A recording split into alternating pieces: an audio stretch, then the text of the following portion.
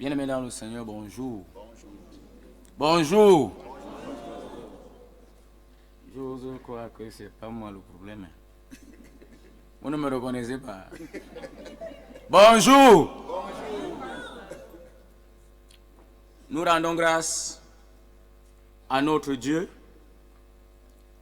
qui nous fait ce privilège immense d'être avec vous ici aujourd'hui dans sa maison, déjà pour témoigner ses œuvres et sa bonté, mais aussi pour partager la parole de vie. Nous pouvons commencer cette première prédication comme pasteur sans dire merci à la paroisse Adna. J'arrive à la paroisse Adna en 2007. J'intègre la chorale Foi et Vie, alors que je suis encore en classe de 3e année, menuiserie. Il faut préciser, parce qu'il y a des gens qui me regardaient derrière ça. Et le Seigneur a fait son œuvre pendant beaucoup d'années, une œuvre de transformation, de régénération, mais aussi une pleine manifestation de sa grâce et de sa bénédiction. Nous voulons dire merci à tous ceux qui ont respecté leur engagement et leur responsabilité en répondant au jour de mon baptême, promettant m'encadrer pour que je sois quelqu'un. Parce que nous prenons toujours les engagements et nous ne les remplissons pas. Je suis le fruit du respect de vos engagements. Est-ce que vous pouvez acclamer Dieu? Nous voulons dire merci au révérend pasteur Pierre Mbenda, notre grand-père. Merci au regretté pasteur Song. Merci à mon parrain et mon père, le pasteur Ateba Timothée Achille. Merci à mon père qui fait peser sur moi 50 ans de ministère. Je suis là devant vous avec 50 ans de ministère sur moi. Le révérend Bissé Samuel Mathias. Nous voulons dire singulièrement merci au diacre Niembe Jacques, au diacre Tchen, au collège des diacres et à tous ceux qui nous ont soutenus de près et de loin. Merci à ma mère Ndiki Louise qui nous a éduqués et a contribué favorablement et fortement pour que nous soyons ce que nous sommes. Si nous nous arrêtons à énumérer les remerciements, nous n'en finirons pas. Pour un orphelin à l'âge de 7 ans, pour arriver à ce que je suis aujourd'hui, c'est le travail de toutes les mains ici présentes et même celles qui sont absentes. Alors, notre joie est grande de partager avec vous la parole de Dieu qui a été tirée des textes lus, respectivement comme vous avez suivi la lecture. Et nous voulons aller droit au but. Vous savez, il y a un étudiant qui soutenait ici, là, à Djungolo, je tais le nom, et il n'a pas fait l'introduction de sa thèse. Et le jury lui demande pourquoi. Il dit, j'ai voulu passer directement à l'essentiel. Le thème de notre méditation ce matin, c'est l'ambassadeur de Jésus-Christ et le sens de la responsabilité. L'ambassadeur de Jésus-Christ et le sens de la responsabilité. De manière sommaire, la responsabilité, ici, c'est le sens même de l'existence de l'homme. La responsabilité est la raison d'être de tout homme. Parce que ce qui différencie les autres créatures de l'homme, c'est que Dieu les a créés et il ne les a obligés à rien. Mais à l'homme, après qu'il l'ait créé, il lui a imposé une responsabilité. Celle qui consiste à cultiver, à garder le jardin, à assujettir et à dominer sur la création. Une responsabilité est clairement donnée. Alors, c'est quoi même la responsabilité? Mais avant de parler de la responsabilité, nous allons essayer de dire en quelques secondes ce que la responsabilité n'est pas. La responsabilité n'est pas un titre. La responsabilité n'est pas le port d'un vêtement particulier. Bon, comme je suis habillé là, ça ne veut pas dire automatiquement que je suis responsable. Le corps ne fait pas de moi responsable. Bon, déjà que... Bon, je passe. Mais là, La responsabilité, ce n'est pas la veste. La responsabilité, ce n'est pas le make-up. Parce qu'il y a les femmes, quand elles mettent le make-up, elles sont sûres que bon. La responsabilité, c'est l'obligation qu'a une personne de répondre de ses actes, de les assumer, d'en supporter les conséquences du fait de sa charge, de sa position familiale, professionnelle, nationale, et j'en passe. Je reprends. L'obligation qu'a une personne de répondre de ses actes, de les assumer, d'en supporter la conséquence du fait de sa charge, de sa position familiale, professionnelle, nationale, et j'en. C'est aussi la charge de la mission confiée à quelqu'un par une autorité devant laquelle il doit répondre de ses actes. La charge confiée à quelqu'un par une autorité devant laquelle il doit répondre de ses actes. Nous avons des cas, mais nous devons aussi voir c'est quoi la notion d'ambassadeur. Un ambassadeur est le responsable permanent d'un État auprès d'un autre.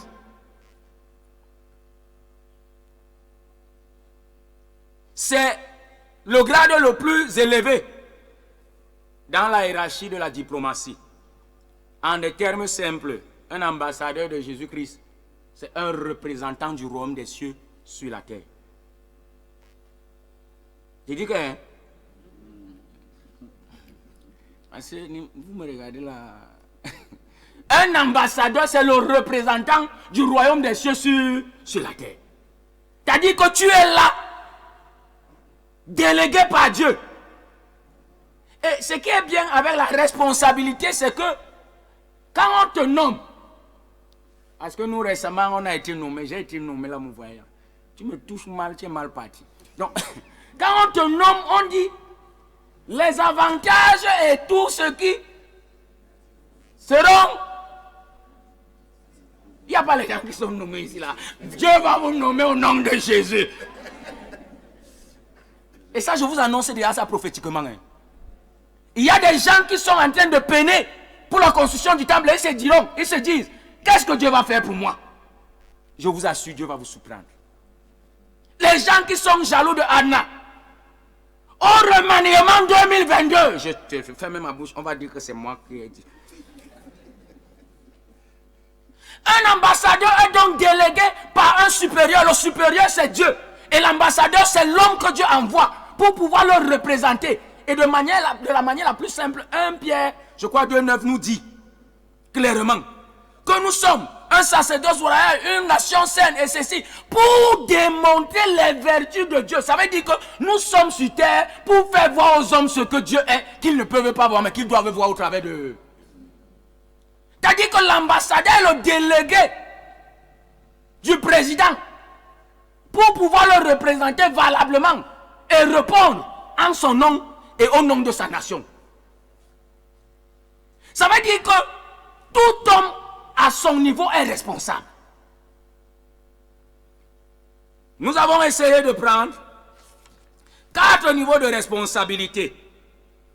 Et ces 4 niveaux de responsabilité vont nous amener à comprendre clairement ce qui se passe dans la vie des uns et des autres. Parce que les gens croient que la foi, c'est se mettre à genoux et commencer à dire des choses. Les gens croient que la foi, c'est venir rester à l'église de lundi à dimanche. Les gens croient que la foi, c'est le fait d'avoir beaucoup de titres. Les gens croient que la foi, c'est le fait que tout le monde parle de toi. 4 niveaux de responsabilité. Nous avons la responsabilité nationale, la responsabilité familiale, nous avons d'abord la responsabilité personnelle, nationale, familiale et ecclésiale. Et nous avons 4 cas qui vont nous permettre de faire ce voyage et de comprendre en fait qu'est-ce qui se passe même.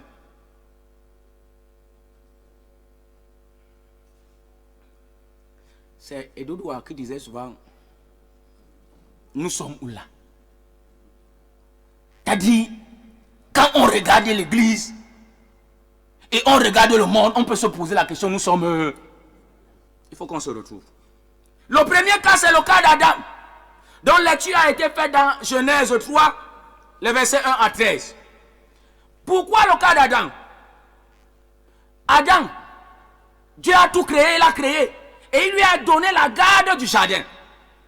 Mais un incident arrive, dis à ton voisin un incident. Parce que jusque-là, ce n'est pas encore vraiment totalement le péché, c'est un incident. L'incident qui est arrivé, c'est qu'à un moment, Adam a été léger. Il allait boire un peu de matango dans le jardin. Il s'est oublié. En fait, le désordre, ici, là, le péché n'est pas commis quand Ève prend la pomme. Le péché est commis quand Adam abandonne ses responsabilités. Parce que qu'est-ce qui s'est passé? Pourquoi Adam se retrouve à un endroit, à l'endroit interdit? Adam était où? Qu'est-ce qui s'est passé pour que le serpent se retrouve à pouvoir converser avec la femme? Adam avait la connaissance de tous les animaux du jardin. Ça veut dire qu'il connaissait exactement qui est le serpent. En fait, le texte nous révèle que Adam a abandonné ses responsabilités depuis. Maintenant, revenons à la réponse. Quand Dieu arrive, en fait, Dieu ne veut pas condamner Adam. Mais Dieu voudrait que Adam pose un acte responsable. On a dit que ici, la responsabilité, c'est le fait de répondre de ses... Avoir le courage d'assumer les responsables. Les conséquences. Il faut assumer, un responsable assume ses conséquences. Et c'est ce que Dieu attendait d'Adam. Si Adam peut... un peu... Salah, comme ça, comme les autres disent souvent. Si Adam avait seulement essayé d'être responsable, je ne suis pas sûr qu'on l'aurait chassé du jardin. Mais ce qui se passe, pourquoi Dieu ne vient pas et lui dit tu es puni? Dieu lui demande où es-tu? Vous comprenez la question? Ça veut dire que pendant un bon moment, Dieu observait Adam et il s'est rendu compte que Adam avait démissionné de ses responsabilités. C'est pas parce qu'il ne le voyait pas, c'est pas parce qu'il allait se cacher, mais c'est parce que pendant un bon moment, Dieu a constaté l'absence d'Adam. Et il y a beaucoup parmi nous, c'est quand ça se gâte qu'on commence à croire que c'est là. Mais en fait, Dieu t'observe depuis.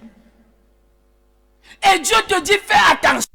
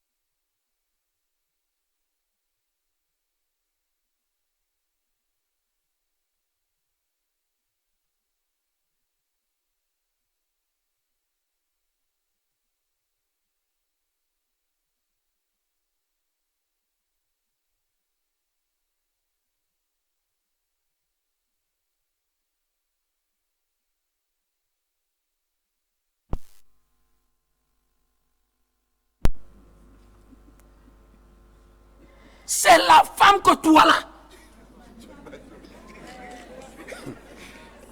C'est-à-dire Il y a des gens qui sont donc courageux. Vraiment, ça dépasse tout le temps. C'est la femme que toi, Dieu, tu m'as dit, tu étais seule ici. Et c'est ce que les hommes disent. La femme était mal née. Ce sont des irresponsables qui disent ça. C'est la femme que toi, Dieu, tu m'as donnée. Il y a des gens ici qui ont divorcé parce qu'ils ont dit à leurs parents que c'est la femme que tu as décidé que je pousse. Même si c'est elle qui a décidé. Après, là, qui était avec elle? C'était pas toi. Quand elle te massait les pieds, ce n'était pas ta mère. Maintenant que ça commence à... Ça se gâte. Tu dis que, maman, vraiment, je t'avais dit que moi, je n'étais pas encore prêt. Je voulais une fille bêtise, tu m'as apporté une fille bassa. Toi-même, tu ignores le caractère des filles bassa. C'est la femme que toi, Dieu, tu m'as donnée. En fait, Adam nie toutes ses responsabilités. Il met sur la femme un peu. Il met sur Dieu un peu. Il va même dire même que, moi, je ne sais pas. Qu'est-ce qui s'est même passé? En fait, il dit que je cherche le troisième coupable. Il y a des gens qui toute leur vie sont en train de chercher les coupables de leurs responsabilités. Responsabilité individuelle. Il y a des gens pour qui ça ne marche jamais parce que c'est toujours à cause des autres. Ça ne marche pas dans ma vie parce que personne ne m'a donné le travail. Restons à attendre qu'on va te donner le travail. Tu vas faire la retraite chômeur. Tu seras un retraité chaud. Je n'ai personne dans ma famille.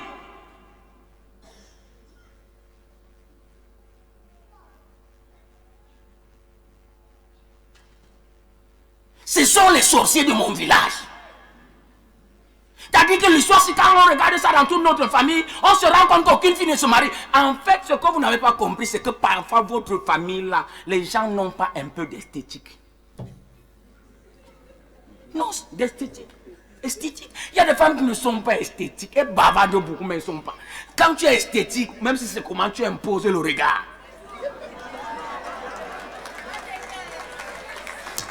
Et tout commence par l'oreille. Moi, je suis chrétien et vos histoires. Sois d'abord esthétique et après, on va voir le chrétien. Après.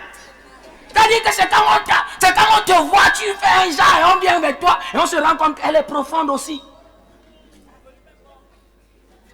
Le malade à la piscine de Bethesda, qu'est-ce qui se passe? Je n'ai personne pour me jeter dans... Il y a un niveau de votre destinée où vous devez assumer votre destinée. Les gens ne feront pas tout pour vous, mais les gens vont vous soutenir.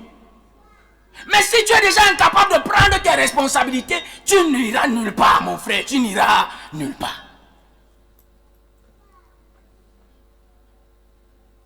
Quand toi tu vois Maniang à la télé, tu crois que c'est quelqu'un. Mais c'est un gars de Mandumba. Tu imagines un gars qui parle de Mandumba pour entrer à l'équipe nationale? Tu imagines ce qu'il a fait? Tu imagines les combats? À un moment, tu dois prendre tes responsabilités. Cela ne voudrait pas dire que tu ne vas pas commettre des fautes, mais Dieu voudrait que chaque fois qu'il te pose la question, que tu sois capable de répondre. Où est ta femme? Seigneur, j'ai été incapable d'entretenir ma femme. On a divorcé. Commence par là, peut-être Dieu va te donner un autre mariage. Où est ton mari? Seigneur, je suis à la mariage sans savoir comment on entretient un homme. Commence par là. Deuxième cas de figure qui nous amène à comprendre de manière plus claire, qui peut sembler à un cas national et ecclésial au même moment, mais qui est un cas très important. Je préfère finir par là. Nous avons l'autre cas, le cas d'Adam, de Caïn. Où est ton frère? Dieu ne vient jamais te dire que pourquoi tu as péché. Est-ce qu'on se comprend? Il y a une question qui précède la condamnation. En fait, la condamnation est due au fait que tu es irresponsable. Dieu ne te condamne pas. En fait, le péché, c'est la manifestation de l'irresponsabilité. Si j'étais là-bas chez nous, j'allais dire Alléluia et vous allez dire Amen. Quand tu es irresponsable, c'est là où le péché, en fait, il y a des gens qui pêchent en disant. que c'est parce que mon voisin m'a mal parlé. Il m'a parlé d'une manière, je ne pouvais pas résister. Et je lui ai dit ses vérités.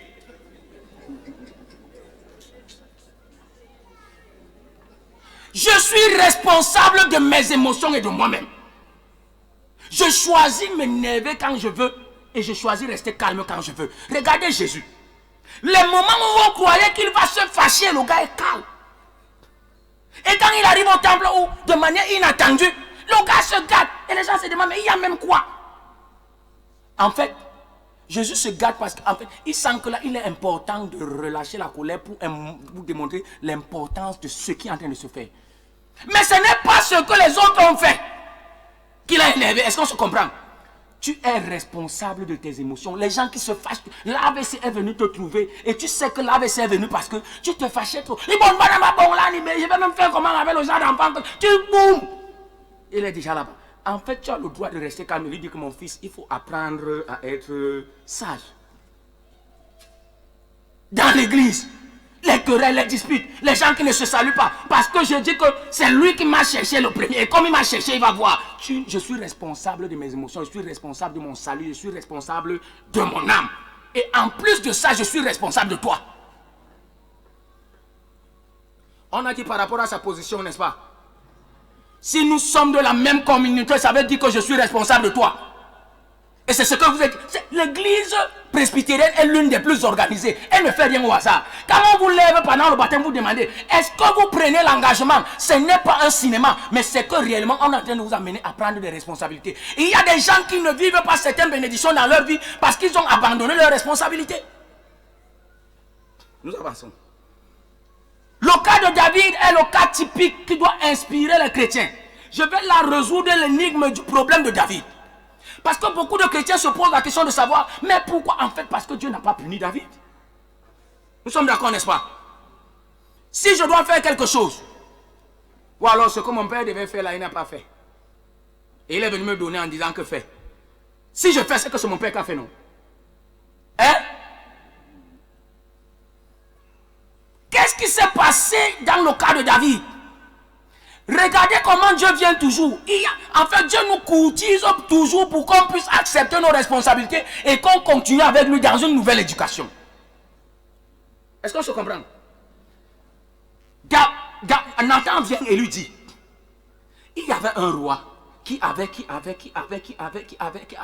Et ce roi, il a.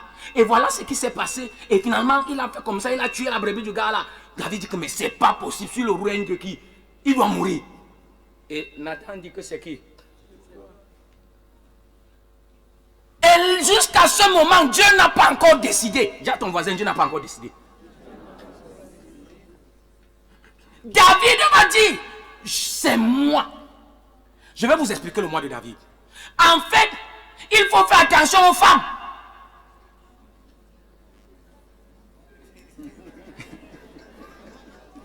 Très attention parce que la femme d'Uri se lavait toujours à la piscine le soir.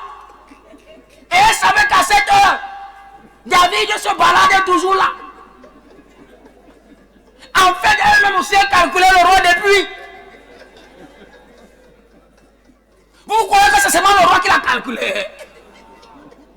Elle-même a calculé le... Comment elle a fait pour arriver si vite quand le roi fait appel à elle? C'est la question d'exégèse. Ça veut dire j'ai fait un peu d'exégèse. Comment la femme l'est arrivée vite qu'on... Si tu calcules une fille pour l'épouser, tu lui envoies le message avant 30 minutes, elle a répondu, tu comprends que ce n'est pas ta femme. Elle te calculait depuis, tu es dans un piège. Bon, la femme l'a fait comment pour arriver à la... Tic-tac. Elle était déjà là. Et si elle-même n'était pas d'accord, elle allait dire à son mari. On est ensemble là. Son mari continue à vivre. Je dis faites attention, faites attention, faites attention. Son mari continue à vivre avec elle dans la maison, se disant c'est ma femme. Il lui dit coucou, bonne nuit. Elle dit bonne nuit. Et elle était consentante, elle était dedans. Mais qu'est-ce que David fait à la connaissance de tout ça? Dès que Nathan dit, c'est toi, il ne résiste pas. Il ne dit pas que c'est la femme là, quand je l'ai vu un jour là à la piscine et tout. Et il dit que je suis coupable. Je suis... David prend ici la position d'un homme responsable. Et parce que David a été responsable, Dieu dit, ce que je pense, c'est que tu ne vas pas construire le temple toi-même, mais c'est ton fils qui va construire le temple. Et même après ça, Dieu dit, David est l'homme selon le cœur de qui? Voilà l'énigme. Il y a des gens qui voient Dieu comme un gourou, mais Dieu n'est pas un gourou, Dieu n'est pas un méchant, Dieu n'est pas un magistrat méchant. Non, il y a les magistrats ici. Non, on a des magistrats au Cameroun qu'on ne comprend même plus rien. Les gens qui doivent être en prison sont dehors. Les gens qui sont dehors, c'est eux qui doivent être en prison. Non, nous on a vécu une scène, parce que moi je suis au village, en Kolflou.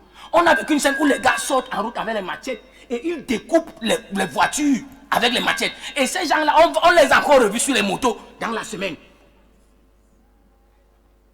Mais on va prendre quelqu'un qui n'a rien fait, on va le mettre en prison. Dieu n'est pas ce genre de personne. Ce que Dieu veut, ce n'est pas notre condamnation, mais ce que Dieu veut, c'est que nous soyons responsables pour continuer la marche avec lui, afin d'expérimenter le plan merveilleux qu'il nous a réservé. Dieu ne voudrait pas qu'on s'arrête en route, mais Dieu voudrait que nous puissions garder à nous le sens de la responsabilité. À tel niveau de ma vie, j'ai des difficultés. Est-ce que ce n'est pas parce que je n'ai pas pu prendre mes responsabilités? À l'église, plus personne n'est responsable. L'affaire du temple, là, n'est-ce pas, c'est le pasteur et la session. Comment eux-mêmes, comme une maman m'a dit, faites attention, dis à ton voisin, sois responsable. Une femme m'a dit que, mais comment le budget d'une consécration peut être à 11 millions? Mais le pasteur Ateba, là, le pasteur Benda l'a rendu comment? 11 millions. On va prendre ça. Mon frère, là où tu me vois là, je suis chaud à mort. J'attendais une soutane, j'ai eu 3. En fait, il y a des choses que vous n'allez jamais découvrir si vous n'apprenez pas à assumer vos responsabilités. Et mon père a assumé, il a dit, comme nous avons dit 11 millions, et le budget a été atteint. Il y a des gens qui vont tout vous dire pourquoi. Et il y a des gens qui parlent dans leur cœur. Le genre, est-ce qu'on était obligé de construire le genre là? Après, même on va faire quoi avec? C'est eux qui ont engagé, vraiment. Moi, j'ai fait comme je pouvais. À ce niveau, je pense que c'était... C'est l'irresponsabilité. Pourquoi les chrétiens de l'EPC vont dans les églises pentecôtistes? En fait, c'est parce que les gens là aiment les miracles. L'église ne prend pas ses responsabilités pour dire à quel niveau est-ce que nous avons failli. Quand le pasteur demande aux anciens que où vont les chrétiens de Amna, les anciens aussi demandent au pasteur que nous maman c'est.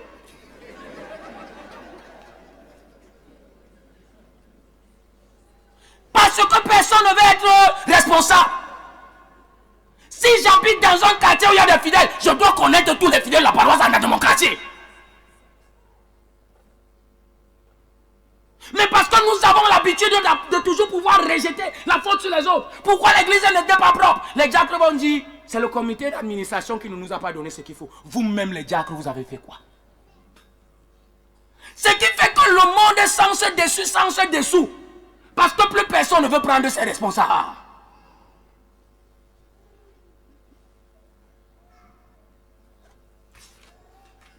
On me regarde, je sens que c'est plus bon. Faut que j'avance. Les avantages liés à la responsabilité. En fait, l'élévation que tout le monde recherche ne vient pas par une nomination. Ça vient par le constat d'un sens de responsabilité. Est-ce que vous comprenez? À part les nominations fantaisistes. Et je vais vous démontrer. Je vais vous prendre les cas de chez vous. À quelques jours de ma consécration, j'ai pris le temps de causer avec mon grand-père. Et il m'a relaté son histoire. Et j'ai compris qu'en fait, il a été, pendant qu'il était étudiant pasteur, il venait souvent ici à Atna. Le pasteur Mena, les vieux anciens là, c'est vrai non? Hein? Ils sont plus là. Il y en a, oh, il y en a, voilà mon père là-bas. Il était étudiant en théologie. Ça veut dire que personne ne le calculait comme pasteur de Anna. Mais son comportement, le fait qu'il soit responsable de ses actes, dans ce qu'il faisait, on voyait la responsabilité. Quand il est arrivé qu'Anna cherche un pasteur, on a dit nous voulons le pasteur maintenant. Pourquoi? Parce qu'en lui on a constaté les attitudes d'un homme responsable. Je passe. Le pasteur Teba était licencié ici chez vous, vrai ou faux? Je me souviens qu'il m'avait un peu choqué, je ne lui ai jamais dit ça. J'étais encore à foi, et bien j'aimais trop Dieu. Et je vois un autre jeune qui aime Dieu plus que moi, et il est assis à la chair, moi je suis assis à la foi, et dit là, mais qu'est-ce qui n'a même pas marché? Et quand il demande, il me dit que non, c'est un licencié bientôt. Ah, j'ai compris que non, c'est un niveau. En fait, il a été licencié dans la paroisse Anna. Le projet n'a jamais été qu'il soit pasteur de Anna. Mais pendant qu'il était licencié à Anna, on a observé ses attitudes, son comportement, sa responsabilité. Et en fait, on ne l'a pas mis là parce qu'il est plus grand que les autres, parce qu'il a fait plus d'école que les autres. Mais c'est parce qu'en lui, Dieu a permis qu'on voit les signes de la responsabilité. La nomination n'est pas fantaisiste, mais elle a la suite de constats des attitudes de responsabilité. Je laisse, vous allez me dire que c'est les pasteurs. Dieu, avec les pasteurs, Dieu est toujours super extraordinaire. Parce que vous dites que les choses des pasteurs, il ne faut même pas en parler parce que c'est un genre. Je viens chez nous. Voilà un garçon qui est assis au piano. Le voilà. Quand il commençait ici, il était au piano. Et il n'a même pas encore fini. On l'a d'abord mis un peu la présidente de Baourou. Pim. Et là, je viens à la somme de mon prédication. La Bible dit que le maître a dit, bon et fidèle serviteur, tu as été fidèle en peu de choses, je vais te confier de plus grandes. Il y a des gens qui veulent grande nomination, mais sont incapables d'obéir comme des enfants. C'est quand tu obéis comme un enfant que tu manifestes le caractère de la maturité et alors on peut te nommer.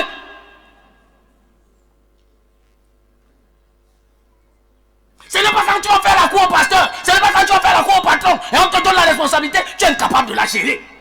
Et c'est ça qui tue notre pays. Les gens qui passent le temps à courtiser les présidents, courtiser ceci, courtiser l'autre, et après on te nomme. Et pour finir, tu ne produis rien. Le pays n'avance pas, l'église n'avance pas, tout est gâté.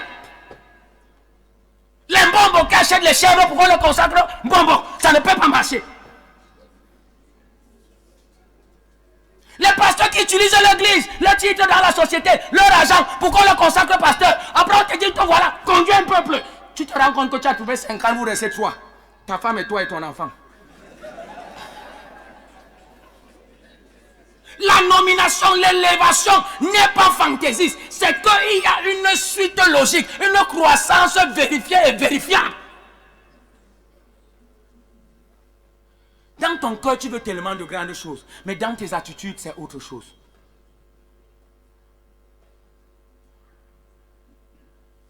Je finis.